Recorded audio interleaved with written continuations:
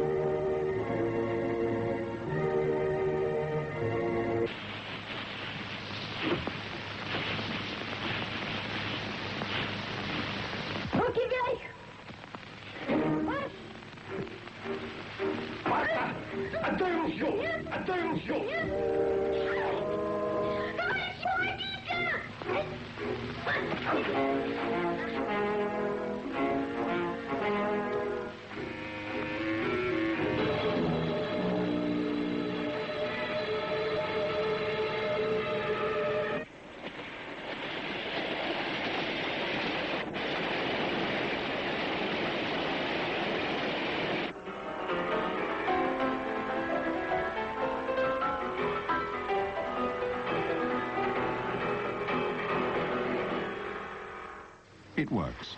Stalin has only to frame and then accuse his enemies of espionage, and the angry mob calls for their blood. Our enemies want to tear our young Soviet Republic to shreds. But we have the NKVD, our secret police. Long live our beloved friend and leader, Comrade Stalin. Stalin's deification is a process to which every writer, painter, musician, and actor must contribute, or else.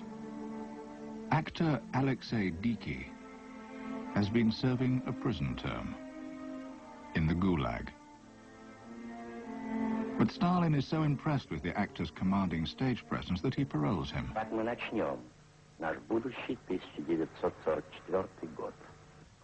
He performs, paradoxically, the role of his own jailer, the General Secretary of the Communist Party, Stalin.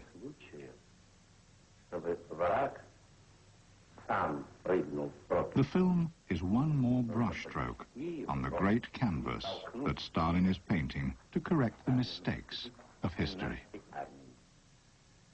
On one occasion, Stalin, the master illusionist, plays himself. It is late autumn of 1941. Hitler's army is within 20 kilometers of the Kremlin. Nevertheless, Stalin decides to stage the traditional Red Square military parade, celebrating the October Revolution. For security reasons, the schedule has been changed, and unaware of this, the camera crew arrives too late to film Stalin's speech to the ranks, and barely in time to record the last battalions marching off to war in the falling snow. However, when the film is released, Stalin is there, exhorting his troops. The error had been remedied that same night, inside the Kremlin, when Stalin, on a mock-up of the Red Square mausoleum, reenacted himself addressing the marchers.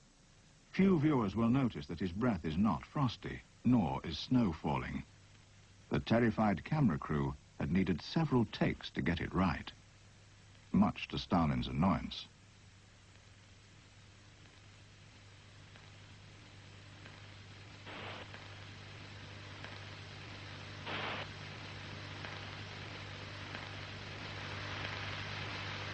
The filming had not gone altogether smoothly.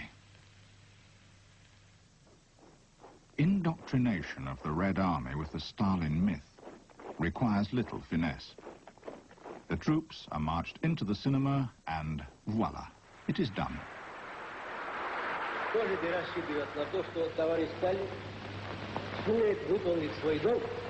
As the myth of his divinity takes hold, Stalin himself seems to undergo a transformation. In his speeches, he begins referring to himself not as I, but as Stalin, as if to say that the real Stalin is an invisible, benevolent, and all-pervasive force. A force of which the mustachioed man on the podium is but one aspect. The attraction of this idea is irresistible. In the eyes of his people, Stalin has become a god.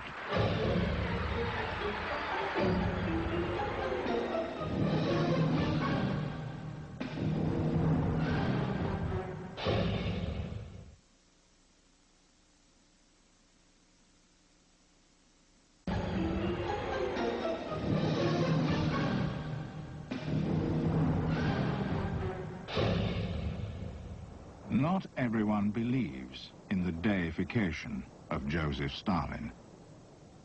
Boris Pilniak, a writer, publishes a novel in which a party leader schemes with a surgeon to murder a political rival on the operating table.